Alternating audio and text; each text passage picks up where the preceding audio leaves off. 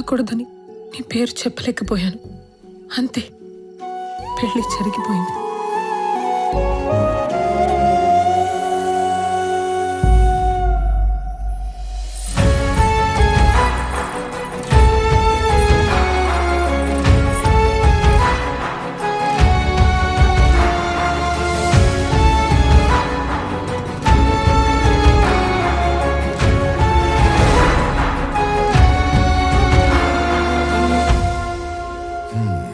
మన ఇంటి కోడలుగా రావాల్సిన అమ్మాయి పాపం తలరాత.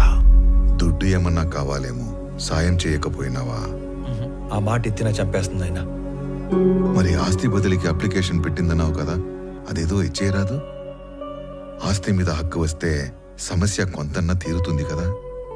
చూడటానికి ఏదో ఒక చిన్న అప్లికేషన్, కానీ చట్టానికి అదొక పెద్ద సమస్య. మిస్ అయిన మనుషుల ఆస్తులు 7 సంవత్సరాల వరకు ఏమీ చేయలేం. 7 ఏళ్ళ తర్వాతనే ఎవిడెన్స్ యాక్ట్ 107 అండ్ 108 సెక్షన్స్ ఉపయోగించి ప్రిజంప్షన్ ఆఫ్ డెత్ కింద ఆస్తిని బదిలీ చేయగలం. సరే, నువ్వు చెయ్యగలిగింది చేయరా. 6 నెలల నుంచి ఎప్పుడు చెప్పే సుత్యావారంగా ఈరోజు కూడా చెప్తున్నావు? ఇంకో 15-20 ఊర్లు తిరిగితే క్లూ దొరకచ్చు సార్. నువ్వు ఉత్త కోతలు చెప్పి ఊర్లు తిరుగుతున్నావు కానీ ఇంతవరకు నాకు మాలు గురించి మాత్రం ఒక్కటి కూడా చెప్పలా. నీ వల్ల కాకపోతే చెప్పు, మఫ్టీలో నేనే తిరుగుతా లీవ్ పెట్టి. లేదు సార్, త్వరలోనే పని పూర్తి చేసి మొత్తం సమాచారం ఇస్తా. నన్ను నమ్మండి సార్. సర్లే, తర్వాత చూద్దాం. నువ్వు సరే సార్.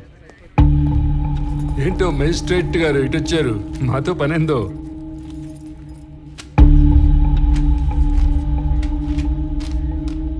అరే, ఇది మిస్సింగ్ కేసు. మాయ్, నువ్వేనా మాలి అంటే? అదే టన్నులు ఉత్తరాలు రాస్తుంటావు. ఇంకా ఈ కేసులో ఆచూకీలు ఏం దొరకలేదు, దొరకగానే చెప్తాను. ఇక పోండి. కంప్లైంట్ ఇచ్చి దాదాపు సంవత్సరం అయింది. ఎఫ్ఐఆర్ కూడా ఫైల్ చేసినట్లేదు. ఆ మనిషి ఏడో మిస్ అయ్యాడో ఆడికి పోయి కంప్లైంట్ చేయండి, ఫైల్ చేస్తారు ఎఫ్ఐఆర్. జ్యూరిస్డిక్షన్తో సంబంధం లేకుండా ఎఫ్ఐఆర్ ఫైల్ చేయటం మీ బాధ్యత. సరే, ఎఫ్ఐఆర్ ఫైల్ చేయలేదు. ఇచ్చిన కంప్లైంట్ మీద ఏం ప్రోగ్రెస్ సాధించారు? హలో, ఏందమ్మా సాధించేదా? ఏంది ప్రోగ్రెస్లు, అటెండెన్స్లు? నేను నా పైనకే చెప్పను. ఓ అడగటానికి వచ్చాడు పెద్ద. సరే, మేమేం ప్రోగ్రెస్ చేయలేదు అనుకుందాం. అనుకుందాం మాట వరుసకి. ఆ తప్పైనాడు పెళ్ళం, సొంత వాళ్ళు కూడా ఎత్తుకుంటారు కదా, మరి వాళ్ళేం ప్రోగ్రెస్ సాధించారు? పెద్దానికి పెద్దోడు పోలీస్ స్టేషన్ మీద పట్టమే, తలుపులు బార్లో తెరుచున్నాయని. అయినా ఇందులో మీకు అంత ఇంట్రెస్ట్ ఏందో? మాయ్, నువ్వే తప్పుగా అనుకోగాక. అనుకోలే. ఆమెకి తోడుగా నేను ఇక్కడికి రిక్వెస్ట్ చేయడానికి రాలేదు. ఒక సబ్ డివిజన్ మ్యాజిస్ట్రేట్ గా నా పరిధిలో ఉన్న ఒక పౌరుడు మిస్ అయ్యాడు, దాని గురించి ఎంక్వైరీ చేయడానికి వచ్చాను.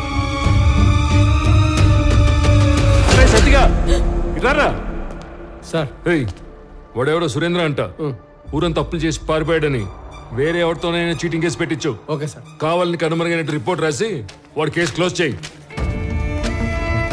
ప్రతి ఓడికి జవాబు చెప్పాలంటే దేవుడు రోజుకి 48 గంటలు ఇచ్చినా సరిపోవు.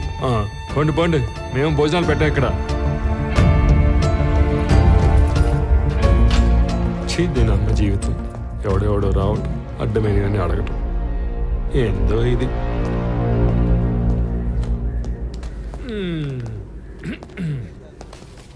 శ్రీకాకుళంలో వీడేసిన ఎక్స్ట్రాలకి సబ్ కలెక్టర్ రేంజ్ నుంచి డిమోట్ చేసి టెంపరీ పోస్టులు వేసాడు. ఏదో పెద్ద హోమ్ మినిస్టర్లా వివరాలు అడుగుతున్నాడు బాబు.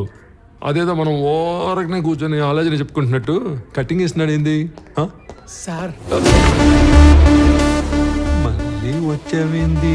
ఏదో రాంగ్ కేసు పెట్టి కేసు క్లోజ్ చేద్దాం అనుకుంటున్నావేమో.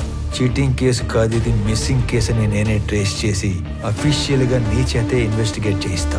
నువ్వు ఈ స్టేషన్ లో ఛార్జ్ తీసుకున్న తర్వాత 2 లాకప్ డెత్లు జరిగాయి. నిన్ను ఎంక్వైరీ పేరుతో 3 పూట్ల నా ఆఫీస్ చుట్టూ తిప్పి 3 ఏళ్ళు ఇంట్లో కూర్చోబెడతాను.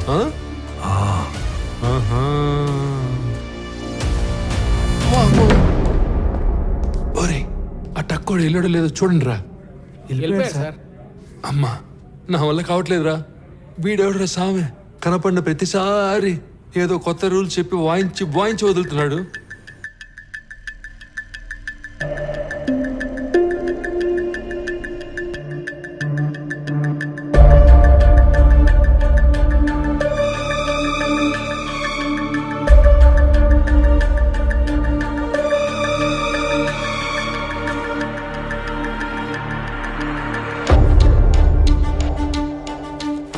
అతనే వర్మ.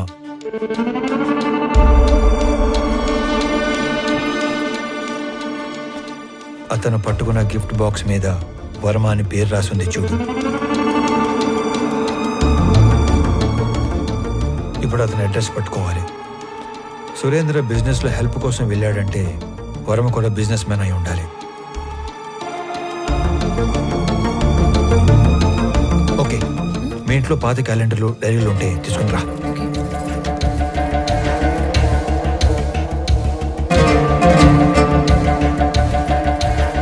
ఇదిగో.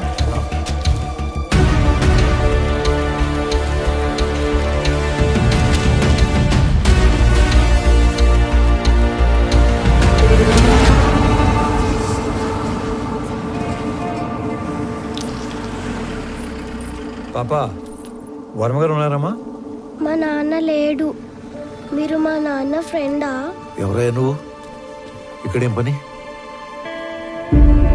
అంటే సురేంద్ర అని మీకు కావాల్సిన వ్యక్తి ఇంట్లో మా వాడిని కలవడానికి వెళుతున్నట్టు చెప్పొచ్చాడు. అప్పటి నుంచి తను కనబడకుండా పోయాడు, అంతేనా? అది కూడా ఏడాది క్రితం అంటున్నావు. నువ్వు ఆర్స్లీస్ నుంచి శ్రమపడి ఇంత దూరం వచ్చావు. మా వాడు దుబాయ్ వెళ్ళి చాలా కాలమైంది. అయినా మా వాడికి సురేంద్ర అనే పేరుతో ఎవరు ఫ్రెండ్స్ లేరే. ఇదేంటి, మీ అబ్బాయి కదా? ఆ పక్కన ఉన్న పెళ్లి కొడుకు పేరే సురేంద్ర. వీళ్ళ ఫ్రెండ్స్ కాకుండానే అయి ఉండొచ్చు. అయితే ఏంటి? మీరు ఏదో దాస్తున్నారు.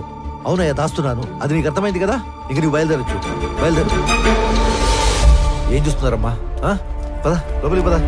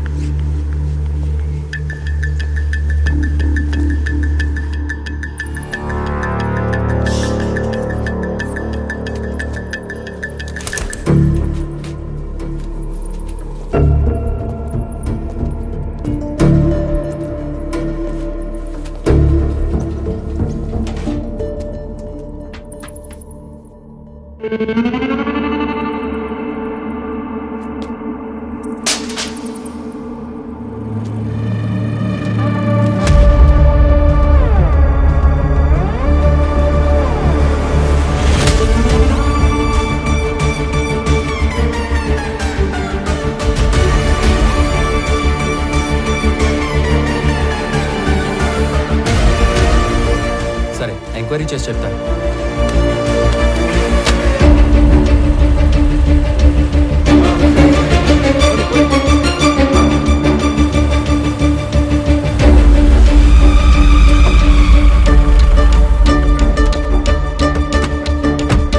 నమస్తే సార్. నమస్తే సార్. మీరు అడిగిన డీటెయిల్స్ ఇందులో ఉన్నాయి సార్. ఓకే, ఒక 2 minutes. ఇటు వచ్చి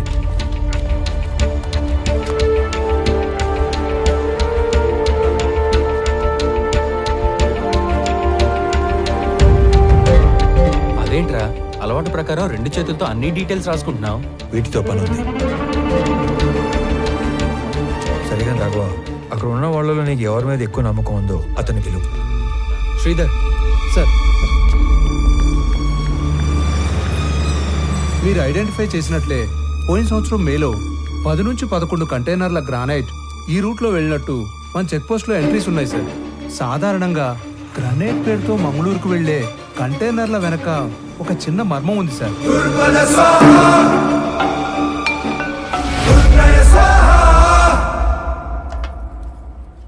పెద్దమ్మ, చిన్నోడికి ఆవు పాలు అడిగినావుగా, ఇగో. అరే అనంతు, వేడివేడిగా ఉంది, తిందుకందా? లేదులే అన్నా, అర్జెంటుగా పోవాలా. అయినా నీకేమి, కాస్త ఆస్తి చేతిలో ఉద్యోగం ఉండాది. నేను కూడా బాగా సెటిల్ అయినాక అప్పుడు తీరుబాటుగా కూర్చొని తింటా. వస్తా. ఒరే, టిఫిన్ కి సెటిల్ అవడానికి సంబంధం ఏందిరా? ఉంటదన్నా, ఉంటది. ఏందో ఈడు. ఏంది నాయనా అదో మాదిరిగా ఉండవు? రే, నువ్వు చేసా ఉండేది మాకు నచ్చడం లేదు. నువ్వు ఇంటి ముఖం చూసి వారం రోజులు అవుతుండాది. ఆఫీస్ కూడా మానుకుని ఆ సురేందర్ని వెతకాలా ఏమి? ఇది కూడా ఆఫీస్ పనే. ఎవరో కూడా పూనుకోపోతే కేసు అట్టా ముందుకు పోతాది. ముందుకెళ్ళకపోతే ఆడనే ఉంటాది. ఒక్కరికి సాయం చేయడం కోసం అన్ని వదులుకొని పరిగెత్తాల్సిన అవసరం ఏంది? మీరేమనుకోనంటే ఒక మాట చెప్తానే. మీరేం చేసినా 10 మందికి ఉపయోగపడే పనే చేస్తారు. కానీ ఈ విషయంలో మీరు ఒకరి పని కోసం ఎక్కడో తిరుగుతుంటే మిమ్మల్ని మెచ్చించనమే తప్పుగా మాట్లాడతారు. బావగారు 4 రోజులుగా నిద్రపోలేదు అల్లుడు గారు. అమ్మాయి కూడా మీ గురించి ఒకటే దిగులు.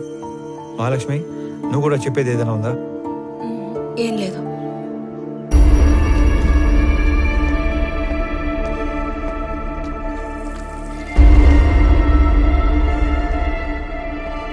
మీరు అనుకున్నట్టు నేను కేవలం మాలిని హస్బెండ్ సురేంద్ర ఒక్కడి కోసమే ఇన్ని రోజులు తిరగలేదు.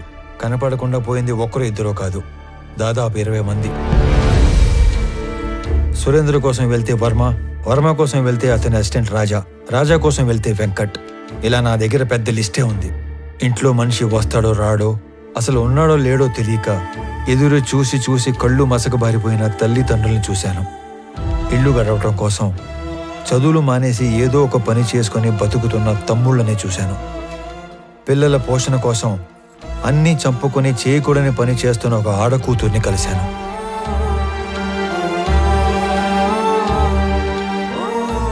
మా కొడుకే మాకు ఆధారం. వాడిని వెతకడానికి వెళ్ళే ఇలా కాలు పోగొట్టుకున్నాడు. అది మాత్రమే కాదు, ఈ 20-25 మంది గల్లంత అవడానికి మన జిల్లాకు పట్టిన పెద్దమ్మారి దరిద్రం ఎర్రచందనం కొయ్యేల స్మగ్లింగ్ కారణం అయి ఉంటాదని నాకు ఆధారాలు దొరికాయి.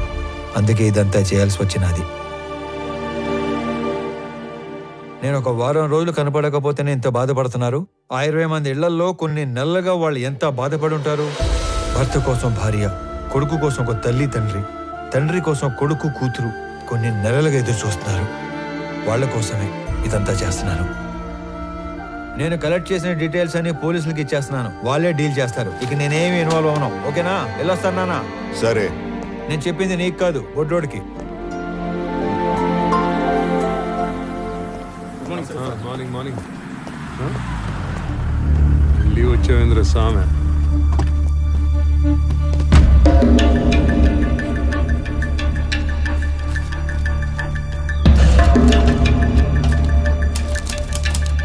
అరే, మీరు దేని నుంచి తీసుకొచ్చి దేనికి తీగ కట్టారు రామారావు గారు?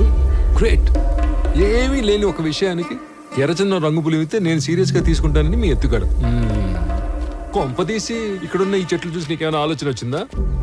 మీ అంత కాకపోయినా మేము షార్పే. ఎత్తుగడ కాదు, నిజం. ఏంది నిజం? మీరు చెప్పిన ఆ చెక్ పోస్ట్ రిజిస్టర్లో గ్రానైట్ రాసి ఉంటే మీరు ఎర్రచందనం ఎట్లా చెప్తారు? తిరుపతిలో గ్రానైట్ లేదు, ఆ బెల్ట్ లో గ్రానైట్ ఒక్క ప్రకాశం జిల్లా